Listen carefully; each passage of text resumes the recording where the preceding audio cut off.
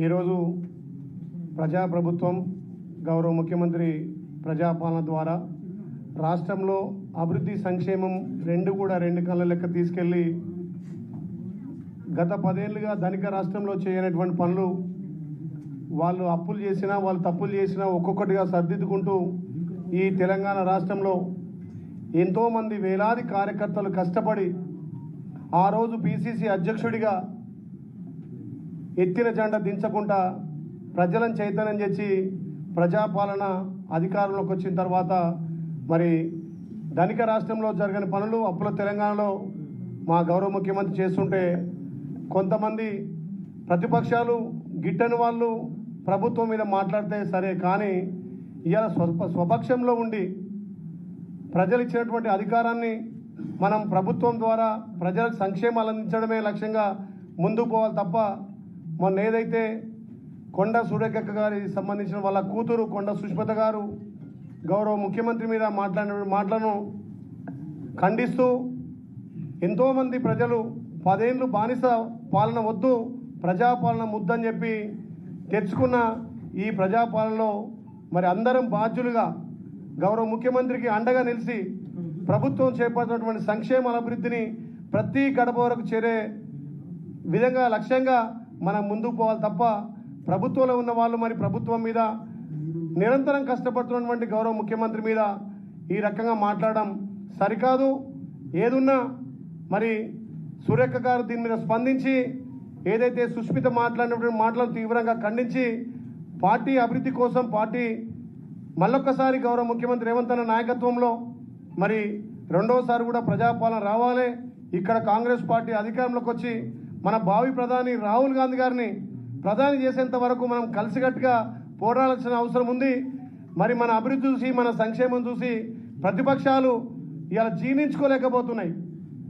ధనిక రాష్ట్రంలో మేము చేయని పనులు మరి అప్పుల తెలంగాణలో అప్పులున్నా వాళ్ళు చేసే తప్పులున్నా ముఖ్యమంత్రి కేంద్రంతో సఖ్యతగా కేంద్రాన్ని ఒప్పించి మెప్పించి మనకు రావాల్సిన వాటాలను తీసుకొచ్చి ఇలా విదేశీ పర్యటనలు పోయి విదేశాల నుంచి కూడా తెలంగాణ అంటే ఇలా భారతదేశంతో కాదు ప్రపంచ దేశాలతో పోటీ పడే విధంగా మన ముఖ్యమంత్రి తీసుకెళ్తుంటే మరి వితిన్ ద పార్టీలో సొంత పార్టీలో ఈ రకంగా మాట్లాడడం చాలా బాధాకరం.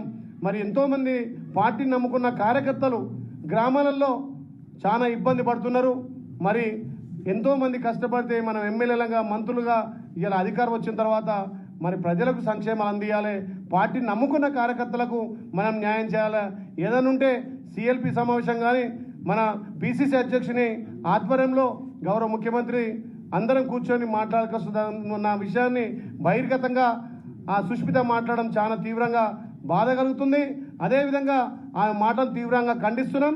తప్పకుండా సురేఖ గారు కూడా స్పందించి ఆమె మాటలను ఖండించి పార్టీకి ప్రభుత్వానికి ఎక్కడ కూడా ఇబ్బంది లేకుండా మన ప్రభుత్వం చేస్తున్న అభివృద్ధి కార్యక్రమాలు లోతుగా తీసుకెళ్లాల్సిందిగా వారు కూడా విజ్ఞప్తి చేస్తూ ముఖ్యంగా మా యాదాద్రి భువనగిరి జిల్లాకు సంబంధించి 22A కింద ఉన్నటువంటి నిషేధిత జాబితాలను గత 4 నెలల కిందనే అసెంబ్లీలో నేను మాట్లాడడం జరిగింది.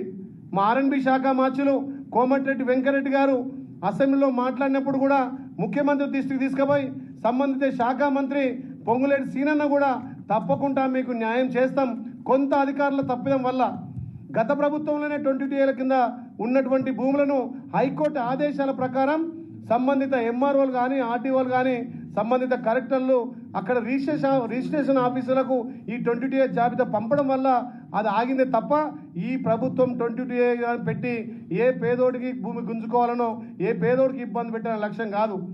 కాంగ్రెస్ ప్రభుత్వం అంటేనే పేదలకు బడుగు బలైన వర్గాలకు ఎస్టీ ఎస్సీలకు భూములు వంచిన చరిత్ర కాంగ్రెస్ పార్టీది. పేదోళ్లకు ఇండ్లు కట్టించిన ప్రభుత్వం కాంగ్రెస్ పార్టీ. అలాంటి కాంగ్రెస్ పార్టీ ప్రజల కోసం ప్రజల సంక్షేమం కోసం పనిచేస్తుంటే ఇలా ప్రతిపక్షాలు చిల్లర మల్లర మాట్లాడుతున్నారు. మా గౌరవ ముఖ్యమంత్రి నాకు పిలిచి మాట ఇచ్చిండు, నువ్వు అసెంబ్లీలో మాట్లాడు, ఇలా సంబంధిత శాఖ మార్చులు మీకు దానికి చేస్తారంటే పొంగులేటి సీనన్న కూడా యాదాద్రి భువనగిరి జిల్లా ఉన్నటువంటి 22Aను తీసేస్తా అని చెప్పి మాట ఇవ్వడం జరిగింది. ఆ దశగా పనులు జరుగుతూ ఉన్నాయి. దీని మీద గౌరవ మంత్రి ఆర్ఎండ్బి శాఖ మార్చులు కోమటిరెడ్డి వెంకరెడ్డి గారు కూడా నాకు హామీ ఇవ్వడం జరిగింది. ముఖ్యంగా యాదాద్రి భువనగిరి జిల్లాలో అధికారుల నిర్లక్ష్యం వల్ల 39,000 మంది కుటుంబాలు ఇవాళ నిషేధ జాబితాలో ఉన్నాయి.